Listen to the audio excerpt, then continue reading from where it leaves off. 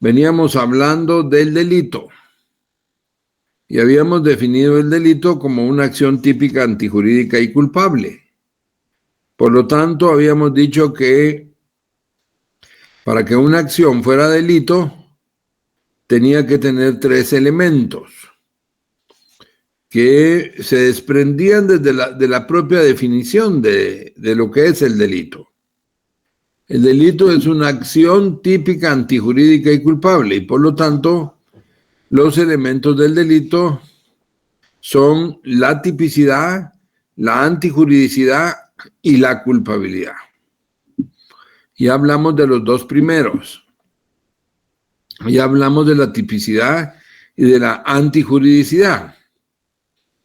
Dijimos que la antijuridicidad además desaparecía cuando aparecían las causas de justificación, que son las que están en el artículo 24, que también las vimos la última clase, que son la legítima defensa, el estado de necesidad y el legítimo ejercicio de un derecho.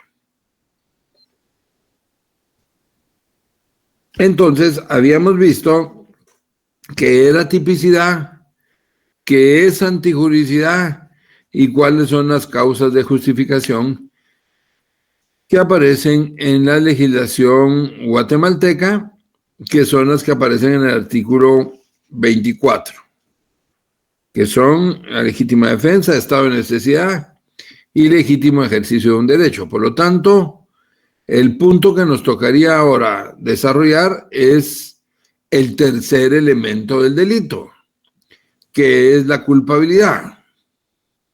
Nos tocaría hablar ahora del tercer elemento del delito, que se llama culpabilidad. Muy bien, ¿tienen alguna pregunta o algún comentario? Dígame. Sí, compañera.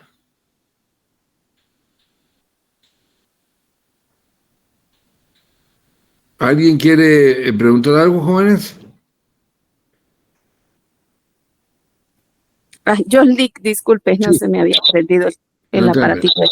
Gracias. Fíjese que estuve leyendo sobre lo que nos explicó en las sesiones acerca de las causas de la antijuridicidad. Ajá. Y que precisamente pues están en el artículo 23, 24 y 25. Y usted me corrige si estoy mal, porque nos habló de la imputabilidad, de la antijuridicidad y nos habló también de la culpa. ¿Verdad? Hoy vamos a desarrollar, digamos, de manera más extensa el tema de la culpa, ¿no? Ajá. Sí, ¿es correcto? Sí. Sígame diciendo. Ok, entonces, por ejemplo, fíjese que en la causa que vimos de la justificación, que es la antijuridicidad, en el artículo 24. Espérame, antijuridicidad. Antijuridicidad, pero nos había hablado de que, digamos, una acción eliminaba a la otra, digamos, con una causa. Sí. Sí, es correcto. Entonces, por ejemplo, de la antijuridicidad sería lo que sí es jurídico, digamos, lo que está normado. Correcto. Perfecto. En esa misma línea de ideas, fíjese que yo revisaba en el legítimo ejercicio de un derecho. Ajá. Quien ejecuta un acto ordenado o permitido por la ley, ¿verdad? Ahí hay varias condicionantes, digamos, o incisos. En el ejercicio legítimo del cargo público, ya sea por profesión, por autoridad o por ayuda que preste a la justicia. Sí. Esos son, digamos, las personas que ejercen un cargo público como un agente de seguridad, digamos, un policía, un policía nacional de la municipalidad también, la policía de la municipalidad, que sería como mandado no es culpado, algo así. Más o menos. Más o menos. Va, ok. Sí, es que pues me quedaba la duda de que si hoy vamos a ampliar más ese tema o nos vamos a ir directo al tema de la culpa y en el artículo 25 la inculpabilidad. Bueno, muy bien. Gracias, Lick. No tenga pena, para servirle. Bueno, luego, bueno, ahí estamos. Bueno. Miren, yo aprovecho haciendo un paréntesis. El licenciado Mario Castillo, que es el profesor que nos ha venido acompañando durante este semestre, por compromisos laborales que él adquirió, ya no va a poder acompañarnos. Calculo yo en este año. Entonces va a acompañarnos otro colega muy destacado también, que se llama José Rodríguez. Él va a comenzar a platicar con ustedes el jueves de esta semana. Y la otra semana, pues ya nos presentamos ambos allá en las clases presenciales en la facultad. Entonces, él se llama José Rodríguez, es un joven también muy destacado que nos va a acompañar a partir del jueves. Bueno, en relación a lo que decía la compañera, bueno, lo que usted comentó, compañera, es bastante, no es un tema, abarca varios temas y creo que muy bien lo menciona usted, muy bien. Solo, digamos, tal vez aclarar un par de cosas.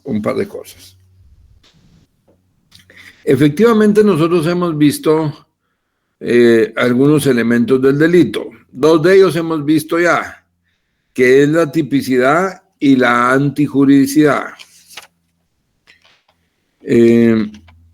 Dijimos que las causas de justificación son las que eliminan la antijuridicidad, porque vuelve jurídicamente aceptable una conducta.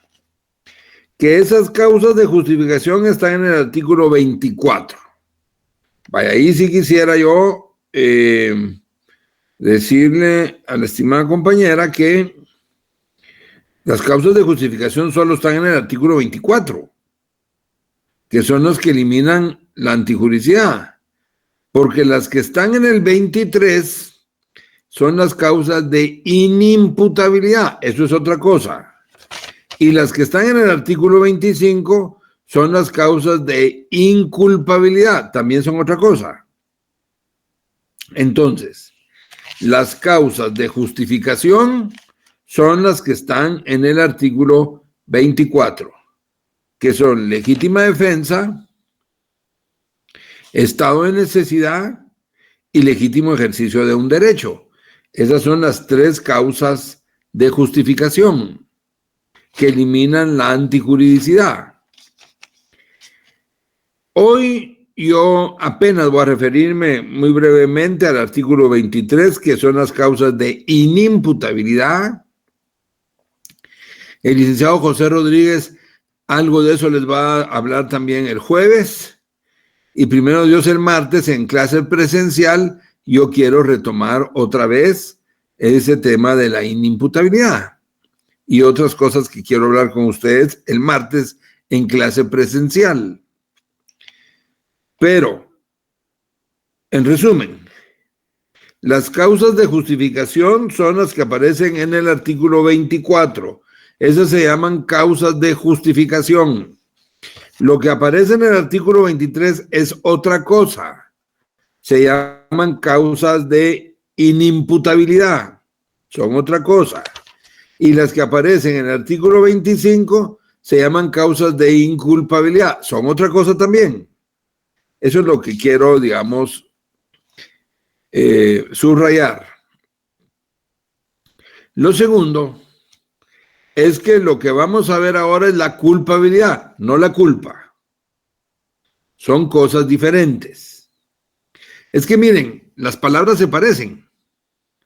Digamos, si yo les digo la culpa, causas de inculpabilidad, o les digo causas de inimputabilidad, se parece pero no es lo mismo. Unas son las causas de inculpabilidad, otras son las causas de inimputabilidad. Si hablamos de la culpabilidad, eso es una cosa. Si hablamos de la culpa, eso es otra cosa diferente. Que es obvio, digamos, ustedes están estudiando derecho penal ahora, ustedes se están familiarizando con esos términos y tienen que irlos conociendo, poco a poco irlos conociendo. Pero aunque se parecen las palabras, no significan lo mismo, ¿oyen? Entonces yo debo aclararles eso para que ustedes vayan distinguiendo eso. Entonces ya hablamos de la tipicidad. ¿Qué dijimos que era la tipicidad? Díganme ustedes mejor, ¿qué dijimos que era la tipicidad?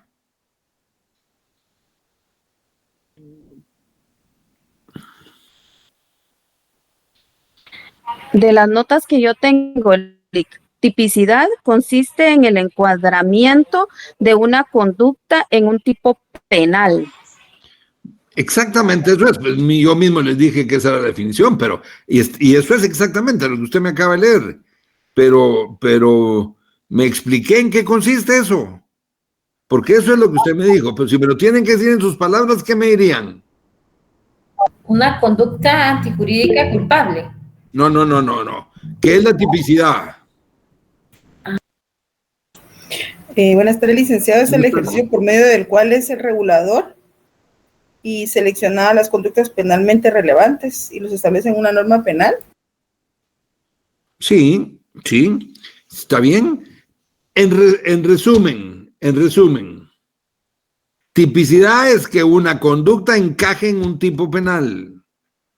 Encuadre, que una conducta esté en un delito, que esté en la ley. ¿Se recuerdan aquel caso de aquel tipo que tenía relaciones con los cadáveres de mujeres, tenía relaciones sexuales con cadáveres de mujeres en la morgue? Lo tuvieron que dejar libre porque no había delito para eso. No había tipicidad. ¿Por qué? Porque la conducta que él había hecho era reprochable, pues era inmoral, pero por más que se lo llevaron preso, lo tuvieron que soltar porque no estaba en ningún delito. Tipicidad quiere decir que la conducta esté en un tipo penal. Eso es un fundamento del derecho penal. ¿Por qué es un fundamento del derecho penal? ¿Por qué es tan importante esa tipicidad? Ahorita voy, compañera. Dígame por qué es tan importante esa tipicidad. ¿En qué descansa que debe haber tipicidad para cada delito?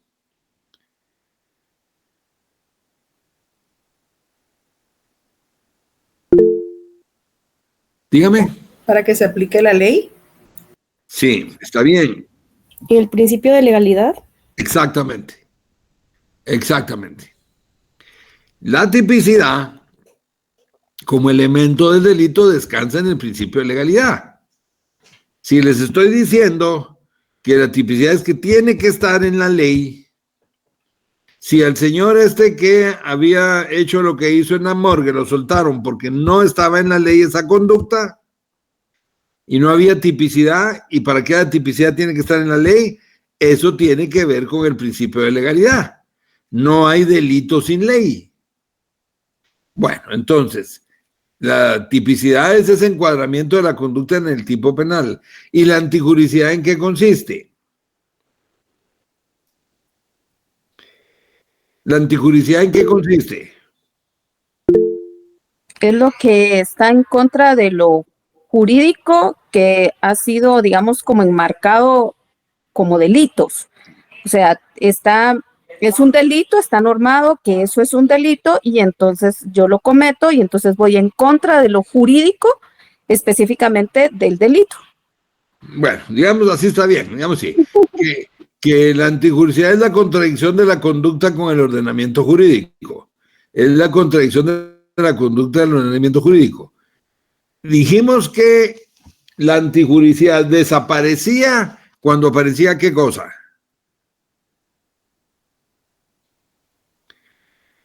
Que ¿Las causas de justificación? Las causas de justificación. Las causas de justificación hacen desaparecer la antijuridicidad. ¿De acuerdo? El que mata en legítima defensa realiza una acción típica, pero no es antijurídica porque actuó en legítima defensa para salvar su vida. Entonces, las causas de justificación lo que hacen es eliminar la antijuridicidad. Bueno, hasta ahí vamos. Ya habíamos visto tipicidad, y habíamos visto antijuridicidad, y habíamos visto causas de justificación. El tema de hoy es la culpabilidad, que es el tercer elemento del delito. No la culpa, sino es la culpabilidad, que es el tercer elemento del delito. ¿De acuerdo?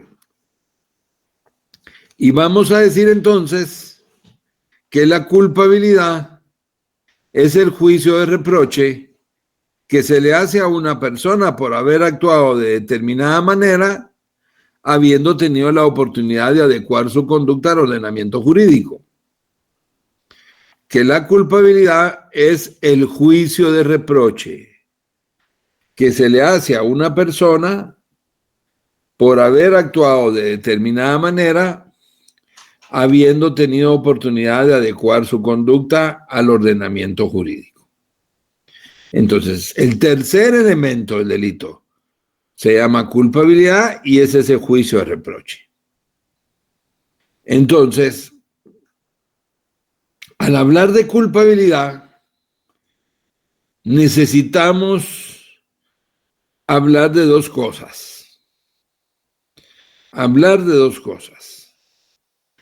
La primera es que para que haya culpabilidad debe haber un requisito. Para que haya culpabilidad debe haber un requisito.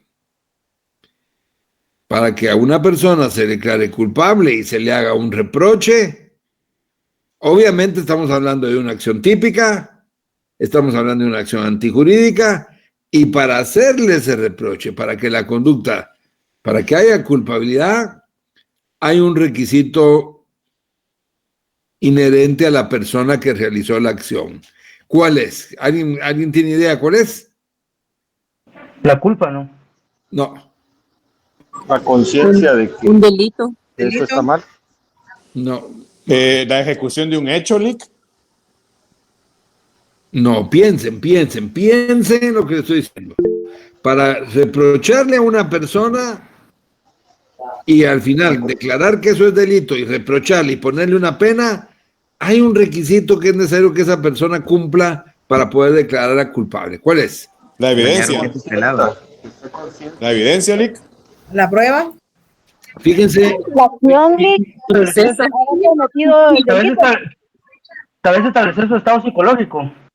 Por ahí. Bueno, mire, espérenme un momentito. Los que dijeron evidencia, prueba, para poder condenarlo, no están pensando mal, están pensando bien. Están pensando bien porque efectivamente para poder condenarlo tiene que haber pruebas. Muy bien. Pero ustedes ahí ya se me fueron hasta el proceso penal. La culpabilidad, licenciado. ¿La qué? Culpabilidad. Sí, por eso. Pero ¿cuál es el requisito para declararlo culpable? Ustedes ya me dijeron las pruebas. Está bien, lo que están diciendo está bien. Pero no se me vayan hasta el proceso penal. Quedémonos solo en la acción de la persona. En cuanto a Creo que quizás, Lick, ¿cuál? creo que quizás el hecho de que, durante ese estado mental, ya sea corto o como una enfermedad mental, sea impulsado por el miedo, por alguna fuerza violenta que lo perturbó y que ocasionó cierta acción que lo llevó a hechos mayores, pero que pudieron haber sido menores por el hecho de que tenga que tener un requisito. Por ahí entiendo la idea. Bueno, miren, varios de ustedes... ¿Tiene que estar tipificado el delito, Lick? No. Bueno, esto sí es cierto lo que usted está diciendo, está tipificado, pero Pero ya dije, una acción antijurídica, licenciado. ¿cómo? Haber cometido una acción antijurídica. Las dos están diciendo cosas correctas. La primer Que sea imputable. ahorita vamos a regresar con usted. El intercrimen es... No, espéreme. La primer compañera hace un rato dijo que debía haber una acción tipicidad. Es correcto, tiene que decir, no hay delito. La segunda compañera dijo que debía ser antijurídico. También es cierto. Tiene que estar tipificado ante la ley, ¿verdad? Sí, todo eso sí, pero yo quiero que regresemos al compañero Marlon, creo que fue el que me dijo, ¿qué me dijo que era necesario? Perdón la interrupción, licenciado, sería la valoración del comportamiento humano. Más o menos por ahí, pero alguien usó un tema. Que sea imputable. Exactamente. ¿Y qué significa que sea imputable? Que sea demostrado. En sus 5 sentidos. Exacto. Bueno, miren pues. Para que sea declarado culpable, cuando ustedes pensaron que debe haber pruebas, estoy de acuerdo, está bien lo que dijeron. Cuando las compañías dijeron que había tipicidad antijurídica, también está bien lo que dijeron. Pero un requisito, una condición para poder declarar a alguien culpable es que tenga capacidad penal. Es que tenga capacidad penal que sea imputable. Porque ¿qué hacen ustedes con un menor de edad? ¿O qué hacen con un enfermo mental que mata a otro? No se puede condenar. No se puede. No lo pueden declarar culpable porque no es capaz de responsabilidad penal, porque no es imputable. Eso está en el artículo 23. El artículo 23 les dice que son inimputables o incapaces penalmente el menor de edad y el que padezca de enfermedad mental o trastorno mental transitorio.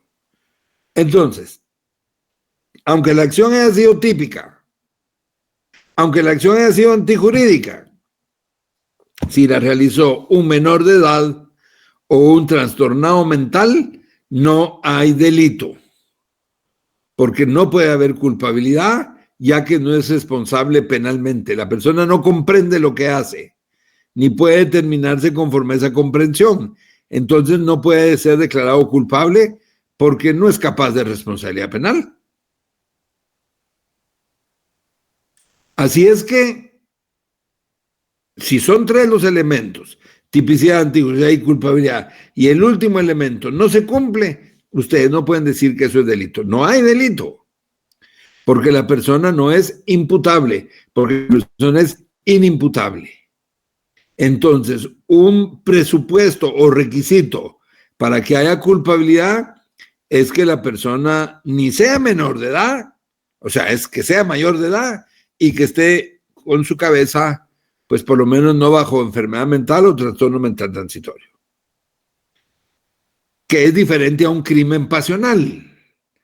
El que mata a su cónyuge, que lo encuentra en relaciones sexuales con otra persona, pues actúa bajo un crimen pasional, pero todavía sabe lo que hace, no es que esté enfermo mental.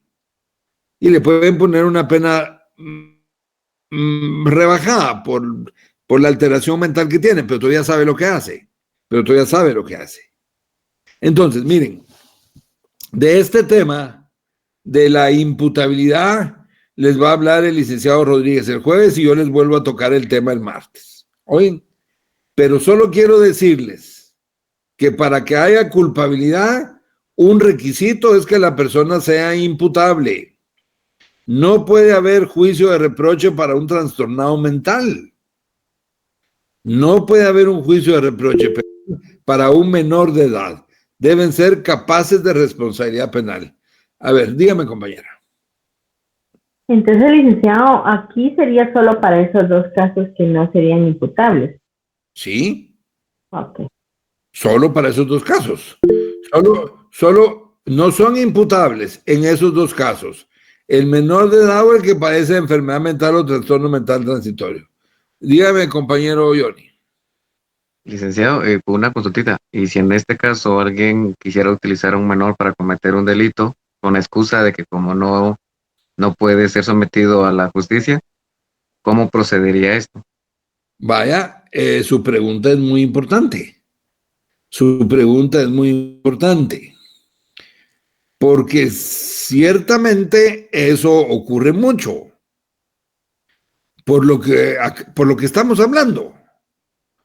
Un mayor de edad puede utilizar a un menor para matar a alguien, pensando ese mayor de edad que el menor no puede cometer ningún delito por ser menor de edad y que entonces va a ser inimputable. Bueno, ¿y qué hacemos en ese caso, jóvenes? ¿Qué hacemos en el caso que dice el compañero Johnny? Podría ser como un autor intelectual, licenciado. Muy bien. Luego. Como cómplice. ¿Cómo? Podría ser cómplice. Más es autor intelectual, oye. ¿Alguien más? Bueno. ¿Se le juzgaría el que tiene la tutela del menor? ¿Cómo dice? ¿Se juzga a la persona que tiene la tutela del menor? Porque él sería responsable en este caso, ¿no? Bueno, porque... bueno, no, pero mire, supóngase usted que está la madre, no tiene el papá, el papá ya murió, solo está la madre tiene la tutela del menor, y al menor el vecino lo utiliza para matar a alguien, el vecino. La mamá no sabía de eso. Y el joven de 15 años mata a otra persona. Lo manipuló el vecino. La tutela la tiene la madre. ¿Será justo que metan a la madre 30 años a la cárcel por eso? No. Ya vio, compañera, no puede ser, porque la responsabilidad penal es personal. Ella tiene la tutela del menor, pero eso no quiere decir que ella se viera a la cárcel por lo que haga el menor, por lo que un vecino lo hizo que hiciera. No, el responsable de eso es el vecino, y es un autor intelectual, correcto. Solo que la compañera Eva estaba preguntando algo. Sí, creo que hay tribunales para menores también y están las correccionales, ¿no? Imagino yo que en el desarrollo del proceso, pues el menor no necesariamente quedará totalmente libre y además pues tiene que haber una medida, porque si ese menor no está recibiendo, digamos, el cuidado del tutor o padre, pues también habría necesidad de separarlo de esa persona. Correcto. Muy bien lo que usted está diciendo, muy bien. Vaya, ¿alguien más quería preguntar algo? Tengo entendido, perdón, una pregunta, tengo entendido que los menores... ¿Perdone? Lick, perdone, tengo entendido que los menores van a una correccional, así como dice la compañera, pero ya cumpliendo sus 18 años ya pueden ser juzgados, ¿no? Por ese mismo delito que hicieron antes, ¿no? No, porque entonces aplicaría la ley con efecto retroactivo. Ni modo que va a esperar que hace la acción a los 15 y van a esperar que cumpla los 18 para procesarlo por lo que hizo a los 15, no. No, porque usted lo va a juzgar por la acción que ejecutó en un momento determinado. Y si en ese momento era menor de edad, era inimputable, no puede juzgarlo después cuando ya sea mayor. Pero ahora miren, lo que pasa es que ya nos fuimos por otro lado. Porque miren, es cierto que estábamos hablando de los inimputables y dijimos que los menores y los enfermos mentales son inimputables. Pero cuando el compañero, no sé si Daniel o Jennifer, no sé quién fue, cuando el compañero preguntó qué pasa si un adulto utilizaba a un menor de edad, ahí nos desviamos del tema. Pero estuvo bien la pregunta, pero estuvo muy bien, porque Porque la respuesta es que ese adulto es un autor intelectual, es el responsable, no quien tenga la tutela, sino él que lo utilizó. Solo que ahí nos estamos metiendo a otro tema, a un tema de qué creen que nos estamos metiendo a hablar en ese caso. ¿Conflicto de menores con la ley? No. Recuérdense lo que les dije que había en la parte general. Parte procesal. No. Yo les dije que la parte general, que era lo que estamos haciendo este semestre, habían 4 temas. Y ahorita nosotros estamos hablando de la culpabilidad, que es el delito. Pero ¿de qué nos estamos metiendo a hablar ya? Participación. Exactamente. Cuando el compañero preguntó, ¿pero qué pasa si un adulto utiliza a un menor para ser inimputable para cometer un delito? La pregunta es buena, le dije, muy buena pregunta. Y que acordamos que es un autor intelectual, solo que ahí ya estamos hablando de la participación. Por eso alguno de ustedes dijo cómplice, todo eso es participación. Pero de eso vamos a hablar como entre unos 15 días. Está bien que hablemos ahorita de lo que estamos hablando, pues por lo menos para tener algunas ideas, pero debemos regresar a lo que estamos todavía en el delito. Ya después vamos a ver cómo puede ser la participación. Y ya vamos a ver quiénes son autores intelectuales, quiénes son autores materiales, quiénes son cómplices, quiénes son encubridores. Pero eso ya es cuando estemos desarrollando el tema de la participación. Ahorita todavía estamos en el tema ¿de qué estamos hablando? ¿De qué tema? El delito, licenciado. El delito, todavía estamos en el delito. Entonces regresemos a eso. Y entonces estamos hablando de que un requisito para que haya culpabilidad es que la persona sea imputable, que está en el artículo 23. Vaya, pero eso vamos a volver a hablar el jueves y el otro martes. Bueno, eso es lo primero que quería decirles al hablar de culpabilidad. Lo segundo que quiero decirles es que cuando ustedes encuentren una acción típica y además que es antijurídica, pues ya casi eso podríamos decir que es un delito, pero falta ver si no hay culpabilidad. Y entonces ustedes tienen que ver, así como vieron para la antijuricidad que no hubiera causas de justificación, en la culpabilidad que tienen que ver que no haya.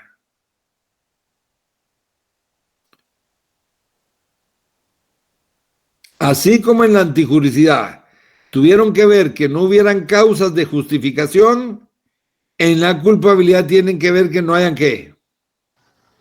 Inimputabilidad. ¿Causas de inimputabilidad? No. Ya dijimos que eso sí es un requisito, eso sí acordamos que es un requisito. ¿Qué causas tienen que ver que no haya ninguna? Lo que escribió la compañera Priscila. Que no hayan causas de inculpabilidad. Que no hayan causas de inculpabilidad, que son las que aparecen en el artículo 25. En el artículo 25 aparecen las causas de inculpabilidad. Leamos ese artículo 25, si me hacen favor.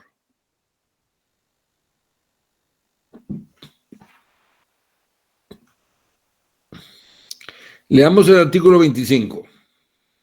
Ok. Causa de inculpabilidad. El artículo 25. Son causas de inculpabilidad el miedo invencible. 1. Ejecutar el hecho impulsado por miedo invencible de un daño igual o mayor, cierto o inminente, según las circunstancias. 2. Fuerza exterior. Ejecutar el hecho violentando la fuerza material exterior irresistible, directamente empleada sobre él. 3. Error. Ejecutar el hecho en la creencia racional de que existe una agresión ilegítima contra su persona, siempre que la reacción sea en proporción al riesgo supuesto. 4. Obediencia debida. Ejecutar el hecho en virtud de obediencia debida, sin perjuicio de la responsabilidad correspondiente a quien lo haya ordenado. La obediencia se considera debida cuando reúna las siguientes condiciones. A. Que haya subordinación jerárquica entre quien ordena y quien ejecuta el acto. B. Que la orden se dicte dentro del ámbito de las atribuciones de quien la emite y esté revestida de las formalidades legales. C. Que la ilegalidad del mando no sea manifiesta. 5. Omisión justificada. Quien incurre en alguna omisión hallándose impedido de actuar por causa legítima e insuperable. Vaya, muchísimas gracias, muy amable. Entonces, el artículo 24 regula 3 causas de justificación. Esas causas de justificación lo que hacen es eliminar la antijuridicidad. Es decir, cuando aparece una causa de justificación, la conducta ya no es antijurídica. Alguien mata, pero mata en legítima defensa, la legítima defensa es una causa de justificación. Entonces esa conducta va a ser típica, pero ya no es antijurídica. Y en el artículo 25, las que aparecen son las causas de inculpabilidad, que eliminan la culpabilidad, eliminan el juicio de reproche. Si aparece una causa de inculpabilidad, cualquiera de esas 5, ya no hay culpabilidad y por lo tanto ya no hay delito. En el numeral primero del artículo 25 aparece la primera causa de inculpabilidad, miedo invencible. En la clase anterior les mencioné un caso. En América del Sur, una señora que había sido objeto de muchos malos tratos por parte de su esposo, la había golpeado, ella ya lo había denunciado varias veces, le daba muy maltrato, mucha falta de respeto. En una de tantas, ese señor llega ebrio a medianoche, golpea a la señora y le dice que si cuando él despierte, hasta ahí, la mata a ella y a su pequeño hijo. El tipo le advierte, sí, que cuando él despierte, ella todavía está en su casa, la mata a ella y a su pequeño hijo. Y el tipo medio ebrio se va a dormir. La señora en la madrugada entra en pánico, porque cree que efectivamente la puede matar a ella y a su hijo. Toma el arma de fuego y estando el esposo dormido, le dispara y lo mata. Y lo mata. Obviamente, ella fue detenida porque había un muerto. Fue detenida y se ventiló el proceso. Ella narró lo que había pasado. Los psiquiatras y los psicólogos le demostraron al juez que ella había entrado en pánico en la madrugada. Y algunos decían que podía ser un trastorno mental transitorio, pero otros argumentaron que había actuado bajo miedo invencible, porque había entrado en pánico. ¿Qué dice el miedo invencible? Ejecutar el hecho impulsado por miedo invencible de un daño igual o mayor. ¿Ella tenía miedo de un daño igual que el que ella provocó o no? Sí. Sí. O mayor incluso, porque también iban a matar a su hijo. Según las circunstancias y los antecedentes de esa familia, ¿era inminente que el tipo pudiera hacer eso en la mente de ella? Sí. Bien, bueno. Entonces, el tribunal aceptó la teoría de la defensa y de los psicólogos y los psiquiatras y declaró que ella no era culpable, porque no había culpabilidad, no había juicio de reproche, porque ella había actuado bajo miedo invencible. ¿Les parece esa solución de ese tribunal?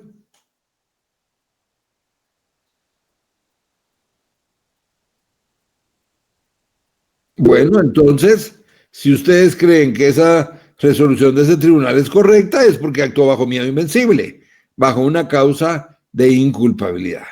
Entonces no hay delito. No hay delito porque no hay culpabilidad. ¿Por qué? Porque apareció una causa de inculpabilidad que es el miedo invencible. Bueno, luego tenemos la fuerza exterior. Ejecutar el hecho violentado por fuerza material exterior irresistible, directamente empleada sobre la persona. Como que alguien lo empujan sobre una vidriera que está viendo unos relojes y quiebra el vidrio porque alguien lo empujó, pues esa persona no la pueden procesar por daños porque ella no quiso dañar la propiedad, sino que otro lo empujó. Fue una fuerza exterior. Entonces tampoco hay delito. El tercer caso de inculpabilidad, el error. Ejecutar el hecho en la creencia racional de que existe una agresión ilegítima contra su persona, siempre que la reacción sea en proporción al riesgo supuesto. Nosotros ya hablamos del error antes. ¿Y cómo dijimos que se llamaba en la doctrina ese error?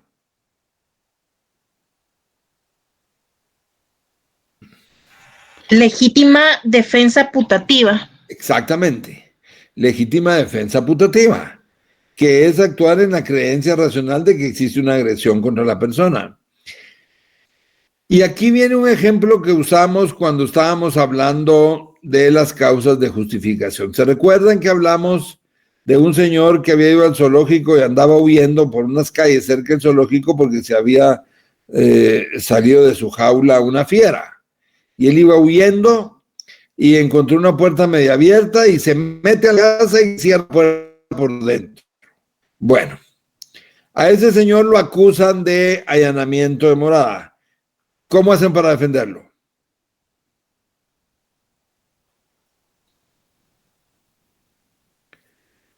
Demostrando que estaba resguardando su vida. Y como la Constitución declara que la vida es un bien tutelado.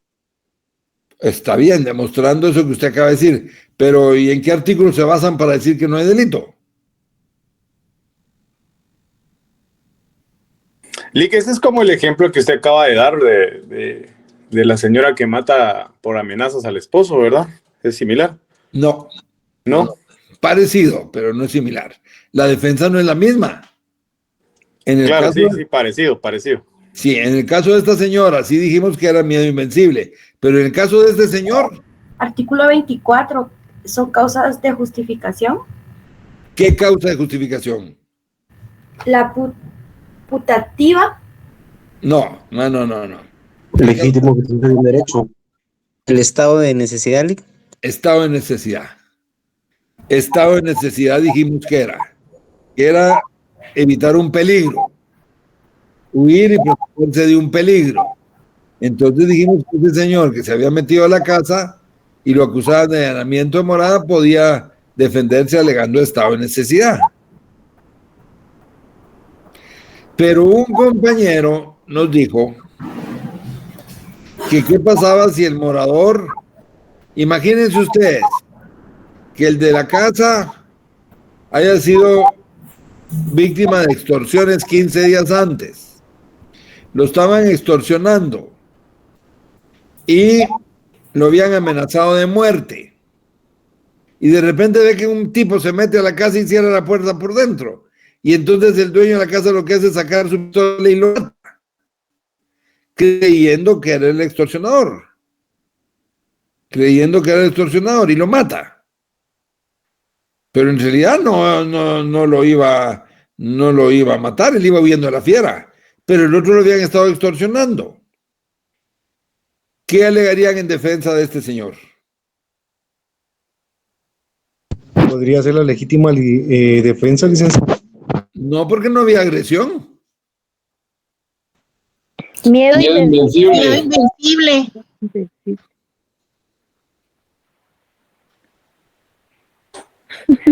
¿Y por qué no ven el error que acabo de leerles? Exactamente, error. Vean otra vez el numeral tercero. Ejecutar el hecho en la creencia racional de que existe una agresión ilegítima contra su persona, siempre que la reacción sea en proporción al riesgo supuesto. pero no existe esa agresión. Solo está en la mente de la persona, ejecuta hecho en la creencia racional de que existe una agresión en contra de su persona, pero esa en realidad no existe esa agresión. Entonces a ese señor ustedes lo defienden alegando de que actuó por error, por una causa de inculpabilidad que se llama error. Y entonces alegan que no hay delito, porque si hay error, que es la que aparece en el numeral tercero del artículo 25, entonces no hay culpabilidad. ¿De acuerdo? Sí. Bueno. Ahora miremos el numeral cuarto, la cuarta causa de inculpabilidad, obediencia debida. Ejecutar el hecho en virtud de obediencia debida sin perjuicio de la responsabilidad correspondiente a quien la haya ordenado. La obediencia debida se considera debida cuando reúne las siguientes condiciones: que haya subordinación jerárquica entre quien ejecuta la orden y ejecuta el acto, quien ordena. 2, B, que la orden se dicte dentro del ámbito de las atribuciones de quien emite y esté revestida de las formalidades legales. Si a un policía le dice, mire, tiene que ir a capturar a esta persona, pues el policía va a decir, pero deme la orden de captura, firmada por el juez y sellada por el tribunal. Y C, que la ilegalidad del mandato no sea manifiesta. Que la ilegalidad del mandato no sea manifiesta. Por lo tanto, para alegar obediencia debida, tienen que cumplirse todos esos requisitos. Por lo tanto, también lo que decía la compañera Eva, creo que fue la que dijo al principio de la clase, de que el que es mandado no es culpado, no es cierto. No es cierto. Porque alguien no puede decir, mira, a mí me mandaron a que lo matara. O a mí me mandaron a que lo torturara. Mi jefe me ordenó que lo torturara para que me dijera, para que confesara. No puede decir eso. Entonces, el que es mandado no es culpado, no se cumple aquí. Porque para que él alegue obediencia debida, que lo mandaron y que obedeció, la orden tiene que dictarse dentro del ámbito de la competencia de quien ordena, y la ilegalidad de la orden no debe ser manifiesta. Porque tú no puedes alegar obediencia debida al otro. ¿Entienden? Entonces, obediencia debida tiene que cumplir esos requisitos. Y finalmente, aparece la omisión justificada como causa de inculpabilidad. En el numeral 5, omisión justificada. Quien incurre en alguna omisión, hallándose impedido de actuar por causa legítima e insuperable. Quien incurre en alguna omisión, hallándose impedido de actuar por causa legítima e insuperable. Alguien ve que un niño se está ahogando en una piscina y no hace nada ni se tira a la piscina para tratar de rescatar al niño, pero lo que pasa es que ese señor tampoco sabe nadar. Y lo más seguro es que si se tira al agua también él se ahogue. Entonces él va a alegar que no lo pueden procesar por omisión de auxilio, ya que él está justificado en que no podía nadar, había una causa legítima insuperable que no podía actuar. A alguien le fijan una pensión alimenticia, siendo presidente de un banco, en donde gana 200,000 quetzales al mes, y en un tribunal de familia le fija una pensión de 100,000 quetzales al mes, pero resulta que al año lo destituyen de la presidencia del banco y se queda sin trabajo, pues podría alegar que ya no está cumpliendo con esa pensión alimenticia que le fijó el juzgado, porque está impedido para poder cumplir con eso por una causa legítima, porque ya no tiene el salario que tenía cuando le fijaron la pensión. Hay omisiones justificadas legalmente, tienen que estar justificadas legalmente para decir, yo no cumplí con hacer eso, pero tengo una causa justificada del por qué no cumplí. Eso se llama omisión justificada. Esas son las 5 causas de inculpabilidad que aparecen en nuestro código. Las causas de justificación aparecen en el artículo 24, eliminan la antijuridicidad, y las causas de inculpabilidad aparecen en el artículo 25 y eliminan la culpabilidad. Muy bien, ¿alguna pregunta, jóvenes?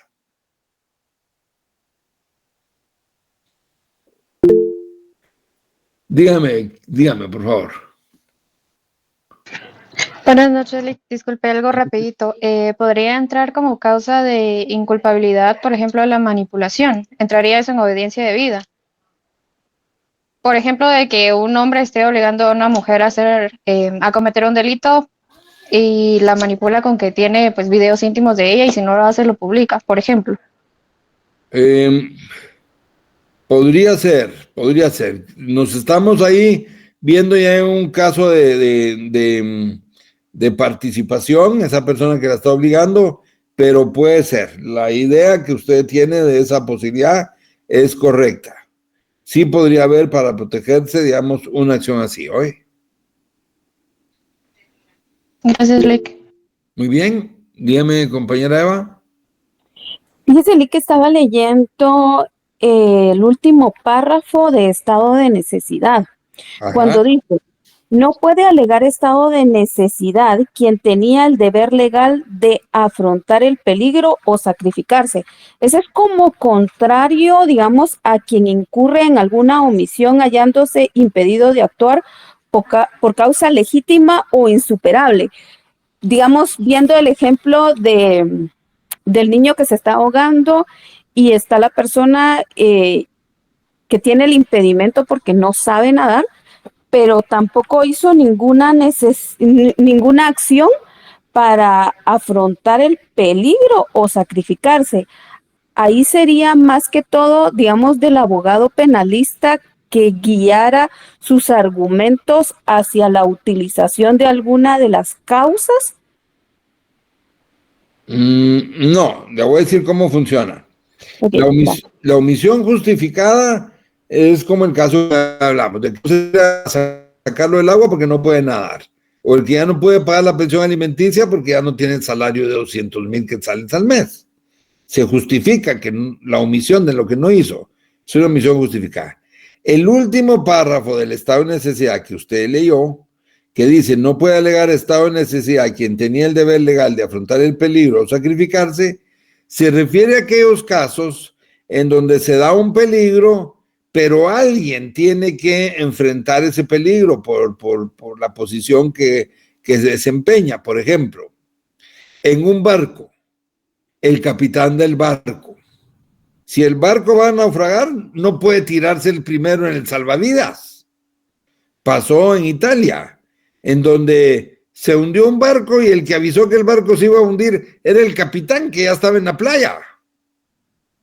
El capitán del barco fue el que llamó a los bomberos a saber a quién para decir que se iba a hundir un barco.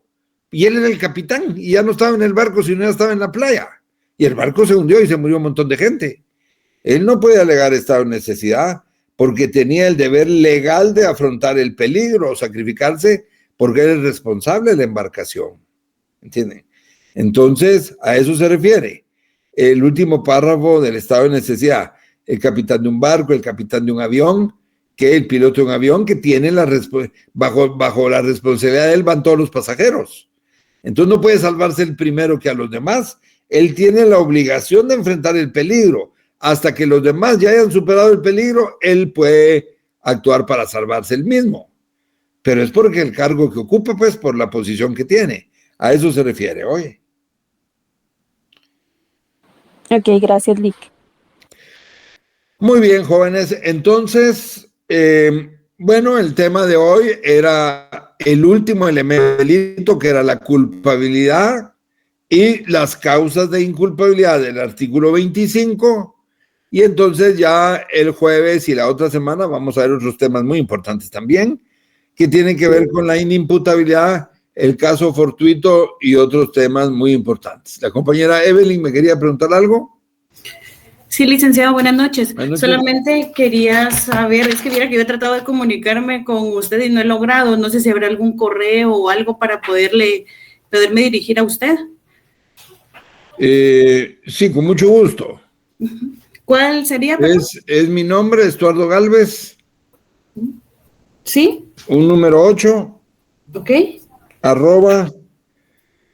@gmail.com. Ok, le agradezco muchísimo, licenciado. Muy bien, para servirle. Bueno, entonces, jóvenes, me alegra mucho saludarles. A ver, ¿alguien más me quería preguntar algo? ¿La compañera Eva? Sí, Lick, disculpe. Fíjese que, digamos que tenemos a la vista los resultados del examen parcial. Ajá. En la parte superior, no sé si así salen, digamos, como cajoneros las planillas de los resultados, pero dice que son resultados parciales. Ajá. Y quisiera preguntarle si, yo creo que por esa línea va la pregunta de Evelyn, desconozco a ciencia cierta, pero si por esa vía se le puede solicitar revisión o hay que cumplir con el reglamento de la U. No tengan pena. Miren, la forma más fácil posible, si quieren, el jueves le voy a decir yo de una vez al licenciado Rodríguez que ustedes les van a dar los datos o que les dé su correo para que ustedes le escriban y le piden que les enseñe sus exámenes y en una clase presencial o ya nos ponemos de acuerdo qué día, ustedes miren sus exámenes, ¿oye? Yo lo bendiga, muchísimas gracias, muy amable. Muy bien, pues. Entonces, me alegra mucho saludarles y que tengan feliz noche, oye. Hasta luego. Feliz noche, Lick. Muchas gracias. Sí, licenciado.